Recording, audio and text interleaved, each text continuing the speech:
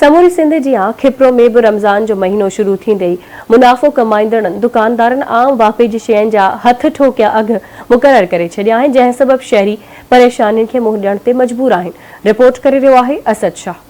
समूरी सिंध जी खिप्रो वासी भी हुआ त अगुई महंगाई के चक्की में पीसजी रहा हुआ। उते रमजान मुबारक जो बाबरकत महीनो शुरू थींदे ही गरीब मिस्कीन पोरित तबके के माण्हुनि में इहा उम्मीद जरूर जागी त हिन भलारे महीने में एक महीनो ही सही पर कुछ न कुछ आम वाइपे जे शयुनि जे अघनि ते कंट्रोल जरूर थींदो। खैर वो भलारो महीनो भी अची वियो। अॼु खैरन सां चौथो रोज़ो आहे। अचो त खाउन पुछा कयूं त हिन बाबरकत महीने में गरीब ऐं मिस्कीन अवाम खे केतिरो रिलीफ मिलियो आहे। को रिलीफ कोने, हर शे महंगी लगी पई है। फ्रूट के हथ लायूं था माना करंट तो लगे बाकायदा। न बाबा का सस्ताई कोन्हे, ॾाढी महांगाई आहे। असां गरीब माण्हू किथे रसी सघूं, जेका बि शइ वठूं था, फ्रूट वठूं था, जेका बि शइ ॾाढी महांगाई आहे, तमामु घणी महांगाई आहे। असां ग़रीब वञी छेल टोड़े महांगाई छॾी आहे। बाबा अञा त कोई सहूलियत कोन थी नज़र अचे। पोइ अल्लाह के इन्हनि खे ईमान ॾींदो। अल्लाह ताला पंहिंजे महबूब सल्लल्लाहु अलैहि वसल्लम जे सदके जेको कलमो पढ़ण वारा आहिनि, कलमे जे सदके इन्हनि खे दिलनि में रहम हूंदो। शहरी ॿुधाइनि था त रमज़ान मुबारक जो बाबरकत महीनो शुरू थींदे ई इंतजामिया जी नाइली सबब बजाए अवाम खे रिलीफ ॾियण जे हिते जे मुनाफ़ेखोर दुकानदारनि, वापारियुनि ऐं सेठनि भाॼियुनि, फ्रूट,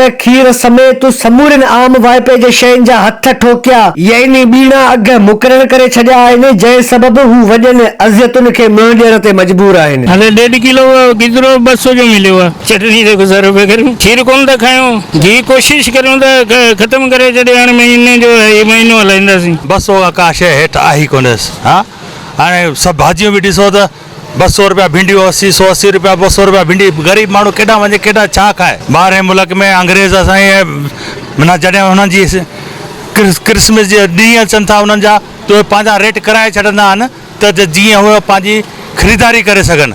पर असांजे मुल्क में ही पाकिस्तान में ज़ुल्म लॻो पियो आहे, केरु पुछण वारो कोन्हे। साईं जेको गिदरो ॾिसो पिया उहो ग़रीब माण्हू वठंदो 30-40 रुपए 200 रुपए खां प्लस आहे। नारंगी किनू जेको आहे उहा प्लस आहे। केला जेके आहिनि 10 रुपया दाणू। चांव बि महांगो लॻो पियो आहे। ऐं खजी आहे 400 खां 600 रुपया किलो आहे। चांवर जेको सफ़ा पाण एरी चवंदा हुआसीं 30 रुपया 40 रुपया किलो हलंदो कंहिं टाइम में, उहो हींअर 150 खां मथे पियो ॾे। न रुगो मुस्लमाननि लाइ रमज़ान मुबारक जो बाबरकत महीनो हलंदड़ आहे, पर गॾोगॾु हिंदू धर्म जा नौराता बि हलंदड़ आहिनि।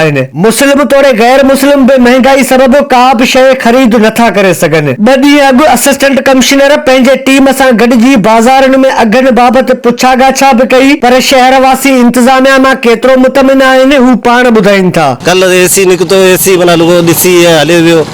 मागार त उहो साॻी रेड़नि वारा हलाए पिया। किथे 500 किथे 1000 वठी खीसे में हणी हली वियो। मेरे फोटो ॾेखारे माना फेसबुक ते ॾेखारे माना उहो जेको माना फॉर्मेलिटी पूरी करे हली वियो। शहरनि इख़्तियारनि खां मुतालबो कयो आहे त हूअं त महंगाई जे चक्की में पीसजी रहिया आहियूं, पर घटि में घटि रमज़ान मुबारक जे बाबरकत महीने में अवाम खे रिलीफ ॾिनो वञे। कैमरामैन सां गॾु असद शाह, आवाज़ न्यूज़, खिप्रो।